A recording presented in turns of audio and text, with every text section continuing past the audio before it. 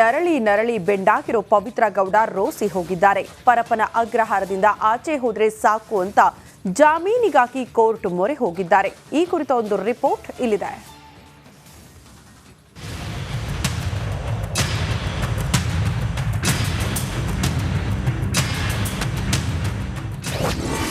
ಜಾಮೀನಿಗಾಗಿ court ಮೊರೆ ಹೋದ ಪವಿತ್ರ. ದರ್ಶನ್ಗಿಂತ ಮೊದಲೇ ಬೇಲ್ಗಾಗಿ ಅರ್ಜಿ ಸಲ್ಲಿಕೆ.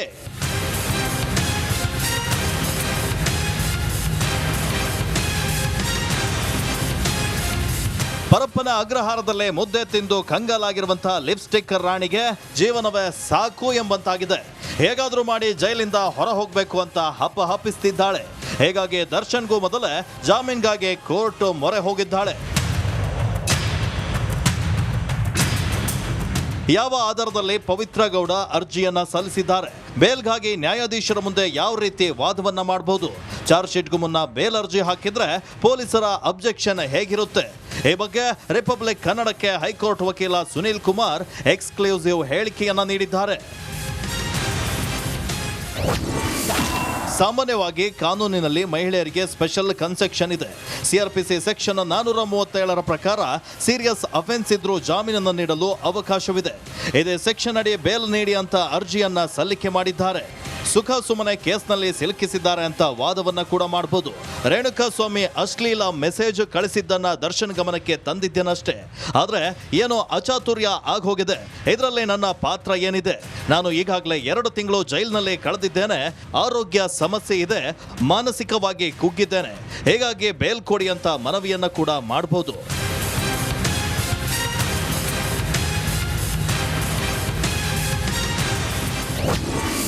ಚಾರ್ಜ್ ಶೀಟ್ಗೂ ಮುನ್ನ ಬೇಲ್ ಅರ್ಜಿಯನ್ನ ಸಲ್ಲಿಸಿದ್ರೆ ಪೊಲೀಸರು ಅಬ್ಜೆಕ್ಷನ್ ಅನ್ನ ಹಾಕ್ತಾರೆ.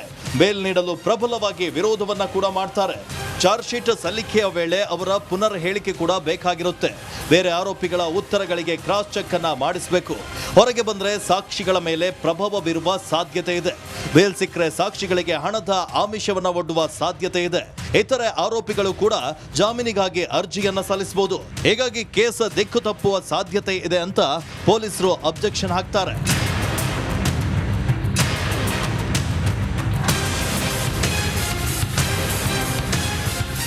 ಇನ್ನು ಪವಿತ್ರ ಗೌಡಗೂ ಮೊದಲೇ ಆರೋಪಿ ಅನುಕುಮಾರ್ ಜಾಮೀನು ಅರ್ಜಿಯನ್ನ ಸಲ್ಲಿಸಿದ್ದು ಇಂದು ಅರ್ಜಿ ವಿಚಾರಣೆ ನಡೆಯಲಿದೆ. ಸದ್ಯ ಅನುಕುಮಾರ್ ಜಾಮೀನು ಅರ್ಜಿ ವಿಚಾರಣೆ ನಡೆಯಲಿದ್ದು ಶೀಘ್ರದಲ್ಲೇ ಪೊಲೀಸರು ಚಾರ್ಜ್ ಶೀಟ್ ಸಲ್ಲಿಕೆ ಮಾಡೋ ಸಾಧ್ಯತೆ ಇದೆ. ಪವಿತ್ರ ಹಾಗೂ ಅನುಕುಮಾರ್ಗೆ ಜಾಮೀನು ಸಿಗುತ್ತಾ ಇಲ್ವೋ ಕಾದ್ ನೋಡಬೇಕಿದೆ.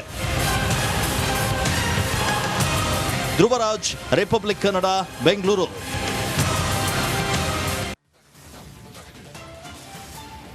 ಪ್ರಾಸಿಕ್ಯೂಷನ್ ವ್ಯೂಹದಲ್ಲಿ ಸಿಲುಕಿದ್ದ ಸಿಎಂ ಸಿದ್ದರಾಮಯ್ಯ ಸದ್ಯಕ್ಕೆ ಸೇಫ್ ಆಗಿದ್ದಾರೆ. ಬೀಸೋ ದೊಣ್ಣೆಯಿಂದ ಸಿದ್ದರಾಮಯ್ಯ ಪಾರಾಗಿದ್ದಾರೆ. ಹಾಗಿದ್ರೆ ಕೋರ್ಟ್ ಅಂಗಳದಲ್ಲಿ ಏನೆಲ್ಲ ಚರ್ಚೆಯಾಯಿತು ತೋರಿಸ್ತೀವಿ ನೋಡಿ.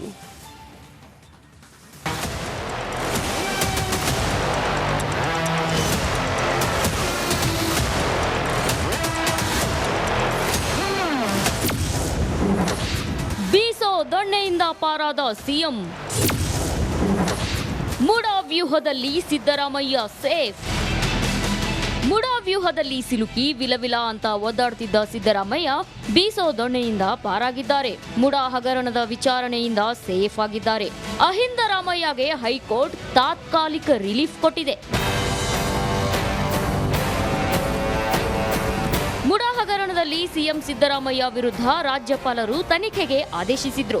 ಗವರ್ನರ್ ಆದೇಶವನ್ನ ರದ್ದುಗೊಳಿಸುವಂತೆ ಸಿಎಂ ಹೈಕೋರ್ಟ್ ಕದ ತಟ್ಟಿದ್ರು. ಇಂದು ವಿಚಾರಣೆ ನಡೆಸಿದ ಹೈಕೋರ್ಟ್ ಸಿಎಂ ಸಲ್ಲಿಸಿದ ರಿಟ್ ಅರ್ಜಿಯನ್ನ 29ಕ್ಕೆ ಮುಂದೂಡಿದೆ. ಆದ್ರೆ ಮುಂದಿನ ವಿಚಾರಣೆವರೆಗೂ ಸಿಎಂ ವಿರುದ್ಧ ಯಾವುದೇ ಕ್ರಮ ಕೈಗೊಳ್ಳದಂತೆ ಹೈಕೋರ್ಟ್ ಸೂಚನೆ ನೀಡಿದೆ. ಅಂದ್ಹಾಗೆ ಹೈಕೋರ್ಟ್ನಲ್ಲಿ ಸಿಎಂ ಸಿದ್ದರಾಮಯ್ಯ ಪರ ಹಿರಿಯ ವಕೀಲ ಅಭಿಷೇಕ್ ಮನು ಸಿಂಘ್ವಿ ವಾದ ಹೇಗೆಲ್ಲ ಮಾಡಿದ್ರು ಅಂತಾನೆ ತೋರಿಸ್ತೀವಿ ನೋಡಿ. ಸಿಎಂ ವಿರುದ್ಧ ಯಾವ ಕಾರಣಕ್ಕೆ ಪ್ರಾಸಿಕ್ಯೂಷನ್ಗೆ ನೀಡಲಾಗಿದೆ? ರಾಜ್ಯಪಾಲರು ಈ ಬಗ್ಗೆ ಕಾರಣವನ್ನ ಎಲ್ಲೂ ಉಲ್ಲೇಖ ಮಾಡಿಲ್ಲ. ತನಿಖಾ ವರದಿ ಇಲ್ಲದೆ 17A ಅಡಿ ಅನುಮತಿ ನೀಡಲು ಬರೋದಿಲ್ಲ. ಕ್ಯಾಬಿನೆಟ್ ನಿರ್ಧಾರವನ್ನ ಇವರು ಕಡೆಗಣಿಸಿದ್ದಾರೆ. ಇಲ್ಲಿ ಸಿಎಂ ಪಾತ್ರ ಇಲ್ಲ. ಈ ಬಗ್ಗೆ ಯಾವುದೇ ದಾಖಲೆಯೂ ಇಲ್ಲ. ರಾಜ್ಯಪಾಲರ ಕಚೇರಿ ಸಾಂವಿಧಾನಿಕ ಹುದ್ದೆ. ಕ್ಯಾಬಿನೆಟ್ ತೀರ್ಮಾನದ ಬಳಿಕ ತನಿಖೆಗೆ ಅನುಮತಿಸಬಹುದು. ನಮ್ಮ ವಾದ ಕಾನೂನುಬದ್ಧವಾಗಿದ್ರೆ ಸಾಕು ಅನ್ನೋದಷ್ಟೇ. ಶುಕ್ರವಾರಕ್ಕೆ ಈ ಅರ್ಜಿ ವಿಚಾರಣೆಯನ್ನ ಮುಂದೂಡಿ ವಿಚಾರಣೆಗೂ ಮುನ್ನವೇ ಮಧ್ಯಂತರ ಆದೇಶ ನೀಡಬೇಡಿ. ಸಿದ್ದರಾಮಯ್ಯ ವಿರುದ್ಧ ನೀಡಿರುವ ಪ್ರಾಸಿಕ್ಯೂಷನ್ ನಿರ್ಧಾರ ಅಸಂವಿಧಾನಿಕ. ಹೀಗಾಗಿ ಮಧ್ಯಂತರ ಆದೇಶ ನೀಡುವಂತೆ ಸಿಂಘ್ವಿ ವಾದ ಮಂಡಿಸಿದ್ರು. ಇದಕ್ಕೆ ಗವರ್ನರ್ ಪರ ವಕೀಲ ತುಷಾರ್ ಮೆಹ್ತಾ ಅಲ್ಲದೆ ದೂರುದಾರ ಟಿಜೆ ಅಬ್ರಹಂ ಪರ ವಕೀಲ ಪ್ರಭುಲಿಂಗನಾವದಗಿ ಆಕ್ಷೇಪ ವ್ಯಕ್ತಪಡಿಸಿದ್ರು. ಈ ವೇಳೆ ಟಿಜೆ ಅಬ್ರಹಂ ಪರ ವಕೀಲ ರಂಗನಾಥ್ ರೆಡ್ಡಿ ಆಕ್ಷೇಪ ವ್ಯಕ್ತಪಡಿಸಿದ್ರು.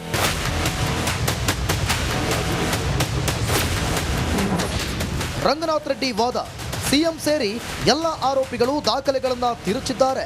ಇದಕ್ಕೆ ನ್ಯಾಯಮೂರ್ತಿ ಪ್ರಶ್ನೆ ಮಾಡಿದ್ರು. ಹಾಗಾದ್ರೆ ಸಿಎಂ ಕೂಡ ದಾಖಲೆ ತಿರುಚಿದ್ದಾರಾ? ರಂಗನಾಥ್ ರೆಡ್ಡಿ ವಾದ, ಅವರು ಈ ಸಂಚಿನಲ್ಲಿ ಇದ್ದಾರೆ. ಬಳಿಕ ಸ್ನೇಹಮಯಿ ಕೃಷ್ಣ ಪರ ವಕೀಲೆ ಲಕ್ಷ್ಮೀ ಅಯ್ಯಂಗಾರ್ ಕೂಡ ವಾದ ಮಂಡಿಸಿದ್ರು. ಪ್ರಕರಣವನ್ನ ಮುಂದೂಡುವಂತೆ ಕೇಳುತ್ತಿದ್ದೇವೆ, ಆದರೆ ಮಧ್ಯಂತರ ಆದೇಶವನ್ನ ನೀಡಬೇಡಿ. ಎಲ್ಲ ಪ್ರತಿವಾದವನ್ನ ಆಲಿಸಿದ ಹೈಕೋರ್ಟ್ ಆಗಸ್ಟ್ 29ಕ್ಕೆ ವಿಚಾರಣೆ ಮುಂದೂಡಿದೆ. ಆಗಸ್ಟ್ 29ಕ್ಕೆ ವಿಚಾರಣೆಯನ್ನು ಮುಂದೂಡಲಾಗಿದೆ. ಮುಂದಿನ ವಿಚಾರಣೆವರೆಗೂ ಸಿಎಂ ಸಿದ್ದರಾಮಯ್ಯ ವಿರುದ್ಧ ಯಾವುದೇ ಎಫ್ಐಆರ್ ದಾಖಲಿಸುವಂತಿಲ್ಲ. ರಾಜ್ಯಪಾಲರು ನೀಡಿದ ಅನುಮತಿ ಮೇರೆಗೆ ಸಿದ್ದರಾಮಯ್ಯ ವಿರುದ್ಧ ಯಾವುದೇ ಕ್ರಮವೂ ಕೈಗೊಳ್ಳುವಂತಿಲ್ಲ. ಸದ್ಯಕ್ಕೆ ಆಗಸ್ಟ್ 29ರವರೆಗೂ CM Siddaramaiah safe safe safe. Nagaraj, crime bureau, republic Kannada.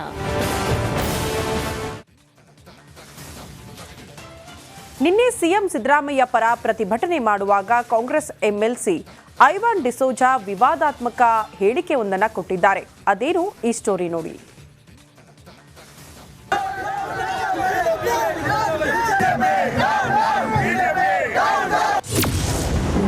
Ivan D'Souza ವಿವಾದಿತ ಮಾತು, ಕ್ಷಮೆ ಕೇಳೋವರೆಗೂ ಬಿಡಲ್ಲ ರಿಪಬ್ಲಿಕ್ ಕನ್ನಡ. ಕೂಡಲೇ ಗವರ್ನರ್ ಅವರು ಹಿಂದಕ್ಕೆ ಹೋಗಬೇಕು ಮತ್ತು ಹೋಗದೇ ಇದ್ದರೆ ಯಾವ ರೀತಿ ಬಾಂಗ್ಲಾದೇಶದಲ್ಲಿ ಆಯಿತೋ ಅದೇ ರೀತಿ ಗವರ್ನರ್ ಆಫೀಸಿಗೆ ಗವರ್ನರ್ ಮನೆಗೆ ನುಗ್ಗತಕ್ಕಂಥ ಕೆಲಸ ನಾವು ಕಾಂಗ್ರೆಸ್ನ ಕಾರ್ಯಕರ್ತರು ಮಾಡಬೇಕಾಗ್ತದೆ. ಕೇಳಿದ್ರಲ್ಲ, ಇದು ಕಾಂಗ್ರೆಸ್ ಎಂಎಲ್ಸಿ ಐವಾನ್ ಡಿಸೋಜಾ ಮಾತನಾಡಿದ್ದು. ಮೂಡಾ ಕೇಸ್ನಲ್ಲಿ ಸಿಎಂ ಸಿದ್ದರಾಮಯ್ಯ ವಿರುದ್ಧ ಪ್ರಾಸಿಕ್ಯೂಷನ್ಗೆ ರಾಜ್ಯಪಾಲರು ಅನುಮತಿ ನೀಡಿದ್ದನ್ನು ವಿರೋಧಿಸಿ ನಿನ್ನೆ ಕಾಂಗ್ರೆಸ್ ನಾಯಕರು ಪ್ರತಿಭಟನೆ ಮಾಡಿದರು. ಈ ವೇಳೆ ಐವಾನ್ ಡಿಸೋಜಾ ತಮ್ಮ ಮಾತಿನ ಎಲ್ಲೆ ಮೀರಿ ಹೇಳಿದ ಮಾತಿದು. ಕೂಡಲೇ ಗವರ್ನರ್ ಅವರು ಹಿಂದಕ್ಕೆ ಹೋಗಬೇಕು ಮತ್ತು ಹೋಗದೇ ಇದ್ದರೆ ಯಾವ ರೀತಿ ಬಾಂಗ್ಲಾದೇಶದಲ್ಲಿ ಆಯಿತೋ ಅದೇ ರೀತಿ ಗವರ್ನರ್ ಆಫೀಸಿಗೆ ಗವರ್ನರ್ ಮನೆಗೆ ನುಗ್ಗತಕ್ಕಂಥ ಕೆಲಸ ನಾವು ಕಾಂಗ್ರೆಸ್ನ ಕಾರ್ಯಕರ್ತರು ಮಾಡಬೇಕಾಗ್ತದೆ. ನಿಮ್ಮ ಹೇಳಿಕೆ ವಾಪಸ್ ಪಡೆಯಿರಿ ದೇಶಪಾಂಡೆ. ಇನ್ನು ಕಾಂಗ್ರೆಸ್ ಎಂಎಲ್ಸಿ ಐವಾನ್ ಡಿಸೋಜಾ ವಿವಾದಿತ ಹೇಳಿಕೆಗೆ ಅದೇ ಪಕ್ಷದ ಹಿರಿಯ ನಾಯಕ ದೇಶಪಾಂಡೆ ಕಿಡಿಕಾರಿದ್ದಾರೆ. ಜವಾಬ್ದಾರಿಯುತ ಸ್ಥಾನದಲ್ಲಿದ್ದು ಬೇರೆ ದೇಶದ ಹೆಸರು ಹೇಳಿ